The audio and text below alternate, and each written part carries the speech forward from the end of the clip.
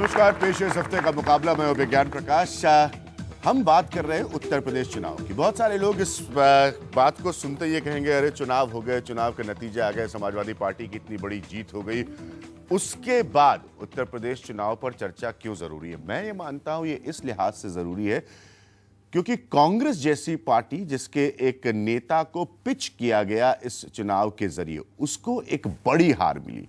दो बातें बहुत इंपॉर्टेंट नजर आती है यहां पर। कांग्रेस जब अपने हार का आकलन कर रही है तो कांग्रेस पूरी तरह से कोशिश कर रही है कि इसकी जिम्मेदारी के आसपास भी राहुल गांधी का नाम नहीं आए। और दूसरी बात, कांग्रेस जिस सेक्युलर पॉलिटिक्स की बात करती है थी, मुसलमानों को अपनी तरफ खींचने की बात करती थी, उनके तमाम नेताओं की तरफ से उस तरह के बयान आए जो बजाय इसके कि वो मुसलमानों को अपनी तरफ आकर्षित करते, उन्होंने उन्हें पार्टी से दूर कर दिया। यानी कि कांग्रेस को अगर हम उत्तर प्रदेश के इलेक्शन के नजरिए से देखें, क्या इस पार्टी में जिस तरह की पॉलिटिक्स वो सेक्युलरिज्म के नाम पर कर रही है, क्या इसमें एक सोच में बदलाव की जरूरत है? यह है बुनियादी पॉइंट जिस पर आज हम चर्चा करेंगे इस प्रोग्राम में। उत्तर प्रदेश के नतीजों के मद्देनजर मैं आपको आज के अपने पैनल से मिलाता हूं। मेरे साथ डॉक्टर विनय कुमार पांडे मौजूद हैं जो कि उत्तर प्रदेश का युवा चेहरा है जहां तक कांग्रेस पार्टी का सवाल है। मेरे साथ शाहिद सिद्दीकी साहब मौजूद हैं कि समाजवादी पार्टी से जुड़े हुए हैं। उत्तर प्रदेश के चुनाव में लगातार आप शाहिद साहब को सुन रहे थे ये कहते हुए कि जिस पॉलिटिक्स के प्लान को पुश कर रही है कांग्रेस, ये उनके लिए सही नतीजे नहीं देगा। मेरे साथ सैयद अतहर हुसैन दहलवी साहब मौजूद हैं। तमाम बार आपने इनको मेरे साथ इन प्रोग्राम में सुना होगा। इनसे हम जानने की कोशिश करेंगे क्या वाकई कांग्रेस की लीडरशिप ये समझ रही थी कि बयानात के जरिए वो मुसलमान का वोट अपनी तरफ खींच पाएगी? क्या ये सब मिसकैलकुलेशंस रही हैं कांग्रेस पार्टी के लिए? रशीद किदवई साहब मौजूद हैं, एक पुराने जर्नलिस्ट, सालों से कांग्रेस पार्टी को बहुत बारीकी से देखते आए हैं, उस पर लिखते आए हैं। वो ऑथर है 24 अकबर रोड किताब के, कांग्रेस पार्टी की फंक्शनिंग को लेकर। मेरे साथ शरद प्रधान साहब जुड़ रहे हैं, उत्तर प्रदेश के पॉलिटिकल एनालिस्ट हैं। शरद ने भी इन चुनाव को बहुत करीब से देखा है। कुल मिलाकर क्या ये कहानी है कांग्रेस के मिसकैलकुलेशन की, जो कांग्रेस के लोग एक्सेप्ट करने को तैयार नहीं है, भले ही वो रिपोर्ट्स या खबरों के जरिए आने वाली रिपोर्ट से कुछ भी आकलन लोगों के सामने रखे? रशीद किदवई, मैं सबसे पहले आपसे शुरू करना चाहता हूं। उत्तर प्रदेश का चुनाव, उत्तर प्रदेश में तमाम नेताओं की बयानबाजी, क्या ये इस बात को सीधे तौर पर साबित करता है कि सेक्युलर प्लान की पॉलिटिक्स का दावा करने वाली कांग्रेस ने मिसकैलकुलेट किया? न सिर्फ ये, अब उस मिसकैलकुलेशन को कोई ओन अप करने के लिए, कोई एक्सेप्ट करने के लिए तैयार नहीं है। जी देखिए, अभिज्ञान जो उत्तर प्रदेश का जो इलेक्शन हुआ उससे कांग्रेस को सीखने को बहुत कुछ है। अगर वो सीखना चाहे, मुझे नहीं लगता कि उसको कोई सीखने की बड़ी ख्वाहिश है या जस्तजू है।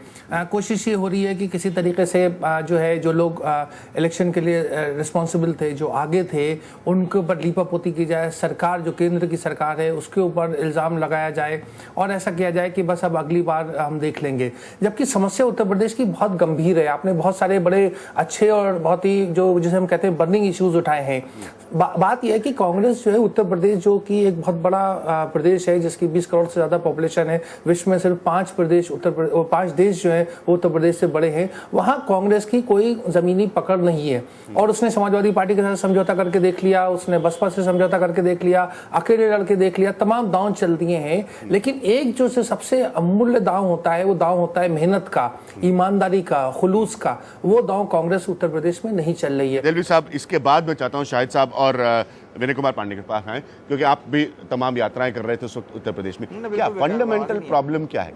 जहाँ तक भारतीय मुसलमानों का ताल्लुक है, वो भारत का हिस्सा और वोटिंग उसी तरीके से करते हैं जिस तरीके से और लोग करते हैं। उनको इस बात की शिकायत है कि हाँ 92 में नरसिम्हा राव कहीं ना कहीं जिम्मेदार थे, इसलिए वोट नहीं देंगे। उनको कल्याण सिंह से भी शिकायत थी, इसीलिए उन्होंने पिछले चुनाव में बहुत कोशिश के बावजूद मुलायम सिंह के साथ नहीं गए, हम आपके साथ नहीं जाएंगे। इस उत्तर प्रदेश के चुनाव में कांग्रेस की जो सबसे बड़ी कमी थी वो ये रही है कि उन्होंने दो चीज़ें बड़ी गलत की। पहली चीज़ तो ये कि हमेशा, जैसे अभी किदवई साहब ने कहा कि राष्ट्रपति, उपराष्ट्रपति, गवर्नर बनाने से मसलों का हल नहीं होगा। आपको 4 सीटों की जरूरत पड़ती है। ये सिंबॉलिक रिप्रेजेंटेशन की पॉलिटिक्स कब तक चलेगी? आप फौरी ऐलान कर देते हैं कि हम लखनऊ का एयरपोर्ट जो है वो चौधरी चरण सिंह के नाम पे करने जा रहे हैं। हालांकि अजीत सिंह उसके बाद भी आपको सपोर्ट नहीं करते हैं, इसलिए ये कहते आप खिलौने देना चाहते हैं, हम रिजर्वेशन दे रहे हैं। रिजर्वेशन दिन का आप ऐलान करते हैं, दूसरे दिन कोई आदमी कोर्ट पहुंच जाता है। इन सारी चीज़ों को मुसलमान बहुत ध्यान से देख रहा था। उसको ज़रूरत इस बात की थी, वो कह रहा था कि स्ट्रक्चर कमेटी ने जो मेरी हैसियत मुझको दिखाई, वो मेरी हैसियत नहीं दिखाई है, आप लोगों की हैसियत दिखाई है कि मेरी हालत इस देश में दलित से बदतर हो चुकी है। मैं अभी शाहिद साहब और हम बात कर, शाहिद साहब कह रहे थे उसकी हैसियत क्या है। वो सड़क के किनारे सिर्फ जो है पंचर लगाता है, चाय की दुकान लगाता है, पान देता है, छोटा बच्चा है। आप लेबर की बात करते हैं, आप औरतों के हुकूक की बात करते हैं, लेकिन कभी आप मुस्लिम बस्तियों में नहीं गए हैं। इसलिए मुसलमानों को अब ये लगा कि ठीक है। क्या हम ये कह आप कह रहे हैं कि फिर मुसलमानों ने जिस तरह से उत्तर प्रदेश में वोट किया, उन्होंने कांग्रेस को आईना दिखाया? उन्होंने सीधा कहा, सिर्फ कांग्रेस के लिए ये सबक नहीं है। ठीक है, अब क्या आइंदा बंगाल हो, क्या मुलायम सिंह यादव हो, जहां जो ही है, जो सिर्फ खिलौने और लॉलीपॉप दे के बात करेगा, मुसलमान कह रहा है कि नहीं। शायद साहब अब रिएक्ट करना चाहेंगे, और मैं चाहूंगा कि आप समाजवादी पार्टी से जुड़े, लेकिन साथ में एक जर्नलिस्ट भी है, इस पे इतना कुछ लिखा और कहा है आपने कि ये लोग क्या वाकई समझते हैं खिलौने की पॉलिटिक्स है? देखिए, मैं ईमानदारी से यहाँ पर एक राजनीति के स्टूडेंट की हैसियत से, तालिब इल्म की हैसियत से मैं कुछ बातें कहना चाहूँगा। और इसलिए भी कहना चाहूँगा कि मैं भी स्टूडेंट रहा हूँ कांग्रेस के इतिहास का। मैंने अपना जो काम किया वो भी कांग्रेस की सोशलिज्म पे, कांग्रेस के इतिहास पे किया। मेरा पूरा परिवार 1914 से कांग्रेस के साथ जुड़ा रहा। तो हमने जो आंख खोली वो कांग्रेस कल्चर के अंदर खोली है। और आज कांग्रेस का जो पतन है उसका दुख हमें भी उतना ही होता है जितना कांग्रेसियों को होता है, या शायद ज्यादा होता है हमको। इसलिए मैं आपसे ये कहना चाहूंगा कि कांग्रेस ने ये यूपी का जो इलेक्शन के नतीजे हैं, ये इनकी आंखें खुलनी चाहिए। यूपी में नहीं, पूरे हिंदुस्तान में कम से कम मुसलमानों के बारे में कह सकता हूं, लेकिन उनकी राय खुल रही है। नहीं, वो तो वो बताएंगे, लेकिन मैं जो कहना चाहता हूं कि पूरे हिंदुस्तान में मुसलमान के अंदर एक फीलिंग ये है कि कांग्रेस हमें सिर्फ और सिर्फ इस्तेमाल करती है। और ये 64 बरस से हो रहा है कि आप जो है टोकनिज्म करते हो, आप मुसलमान को बेवकूफ समझते हो। सबसे बड़ी तकलीफ ये है कि क्रेडिबिलिटी गैप है। अगर आज ये कहें कि चांद तारे तोड़ के हम लाके दे देंगे आपको, मुसलमान विश्वास नहीं करेगा, क्योंकि आपकी क्रेडिबिलिटी जीरो है। आपने सच्चर कमेटी बनाई थी पिछले चुनाव से पहले, और उस वक्त आपने कहा था कि हम इसे इंप्लीमेंट करेंगे। मुसलमान ने पूरे हिंदुस्तान में आपको वोट दिया, आप आए दोबारा, लेकिन आपने सच्चर कमेटी को लागू नहीं किया।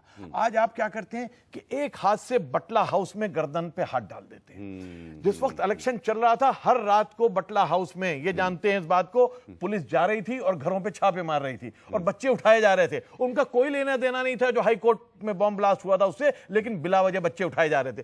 दूसरी तरफ आपके राहुल गांधी साहब, आपके दिग्विजय सिंह साहब, जो कहते हैं कि हम बहुत शक्तिशाली हैं, वो कहते हैं ये बेगुनाह है, ये गलत हुआ। आप एक जुबान बोलिए, आप या तो कहिए कि गुनहगार हैं, मुसलमान तैयार है उसके लिए। अगर कोई मुसलमान बच्चा आतंकवादी है तो आप कहिए कि आतंकवादी है, और आप डर के मत कहिए आप मुसलमान के वोट के लिए नहीं कहिए। आप मुसलमानों से कहिए कि देखिए, आप में से 99% देशभक्त हैं, 1% आतंकवादी हैं, उनके खिलाफ हम भी लड़ेंगे, आप भी लड़िए। लेकिन आप ये नहीं कहते। आप क्या करते हैं कि एक मुंह से कहते हैं कि आतंकवादी हैं, दूसरे मुंह से इधर कहते हैं नहीं मुसलमानों के साथ ज्यादती हो रही है, ये बेगुनाहों को पकड़ा गया है। तो ये समझता है मुसलमान, और उसे फिर ज्यादा गुस्सा आता है कि they are taking us for a ride, हमें बेवकूफ बना रहे हैं। They're taking us for granted. ये not granted, they are taking us for a ride.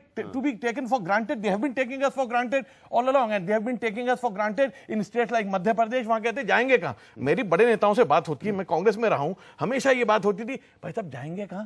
BJP को वोट देंगे क्या? गुजरात में बीजेपी को वोट देंगे क्या? महाराष्ट्र में क्या बीजेपी को वोट देंगे? तो मजबूरी है इनकी। तो आप मुसलमान को डराते हैं बीजेपी से, आप उसकी मजबूरी बनाते हैं, आप उसको भयभीत करके एक कौम को 60-70 बरस भयभीत करोगे तो वो कौम फट जाएगी अंदर से।